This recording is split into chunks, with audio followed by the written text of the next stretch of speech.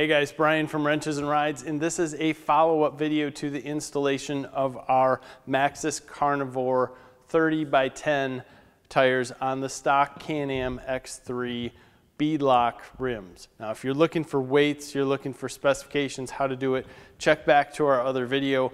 We wanted to follow up with you here to say, how do these tires perform in a hardpack situation or a combination of hardpack and sand? Our latest ride to St. Helens, Michigan, which we nicknamed the Dust Bowl, really proved to us that these tires can and will perform well in sand. Now we're not talking out west dunes, we're just talking normal Michigan riding where you're seeing a large variety of rocky trails with 6 to 8 inch rocks beaten through the trail on some hardpack to sandy conditions where you're climbing smaller hills and just playing around.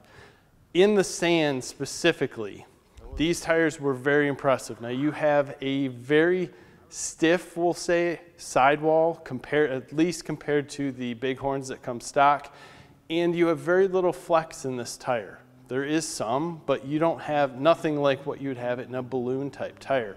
So when you're going down the trail, they're very solidly planted. That gives you a little more steering wheel feedback, which is not a big deal, but the biggest question we had was, will we be able to climb the same hills that we used to before? Will we be able to play in the sand and have fun? And will we be able to pull someone else out if need be? And or how bad will we get stuck? And we were very pleasantly surprised when playing around in the sand that we could easily climb the hills in two-wheel drive.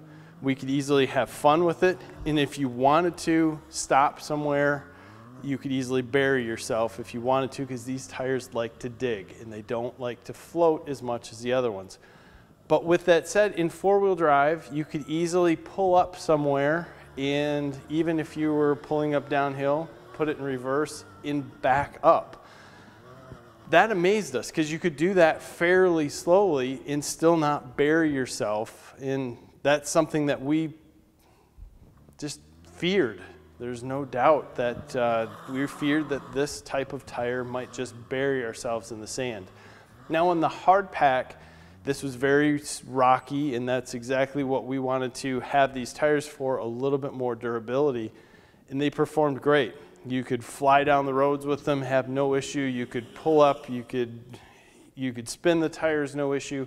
There is no clutching changes needed for these, but if I had it overdue again, I would go up to the 32-inch tires. These are just not as wide as the stock Bighorns, and I think a little bit more height would help out with a little bit of the clearance issues that we have on the bottom. And because of the weights, I don't think that's going to be a big deal. Now we're going to head out to the Hatfield-McCoy trails in West Virginia, so we will record some of that, show you how these tires perform out there. We'll have a lot of other machines with us, so we'll be able to compare and contrast between who made it through what and how, show you all that. So we thank you for your time. Make sure you subscribe to this channel. That'll help us out a lot, and give us a like on this video. Thanks for your time, guys. Have a great day.